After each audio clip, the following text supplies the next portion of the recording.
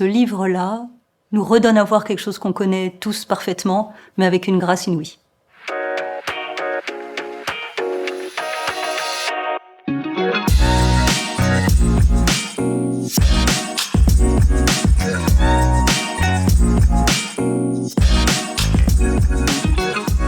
Je vais parler d'un livre de Julia Deck.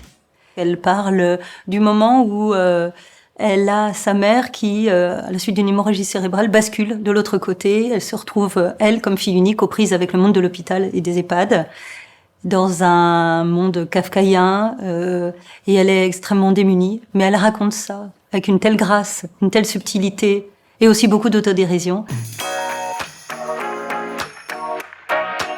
Le livre de Chabi Molia, qui s'appelle Une vie ou presque, parce que ce livre est une légère dystopie, enfin légère, elle nous emmène jusque dans les années 2000, 50, 60.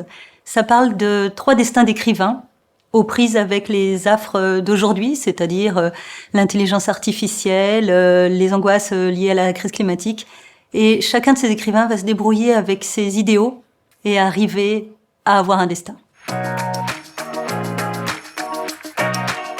Pour moi, c'est très facile. Dans la rentrée, il y a le livre d'Aurélien Bélanger qui s'appelle « Les derniers jours du Parti socialiste ». Et en ce moment, juste après la dissolution de l'Assemblée nationale et avec ce qui va se passer là dans les jours à venir, on est en plein dedans. Ça nous raconte la montée de l'islamophobie en France, les dérives fascisantes des partis politiques, de certains tenants de ces partis politiques. Et c'est absolument sidérant de justesse.